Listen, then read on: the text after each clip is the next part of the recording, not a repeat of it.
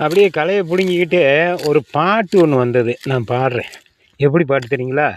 சீக்கிரம் வீடர் வாங்கணும், இந்த களையை மிஷினு வச்சு பிடுங்கணும், அந்தளவுக்கு நான் முன்னேறணும், இந்த செடியெல்லாம் மரமாகணும், நான் வச்சிருந்த முருங்கை செடி மரமாகணும், மாமரம் வளரணும், முருங்கை வளரணும், அதில் வருமானம் எடுக்கணும், அதில் வருமானம் எடுக்கணும்,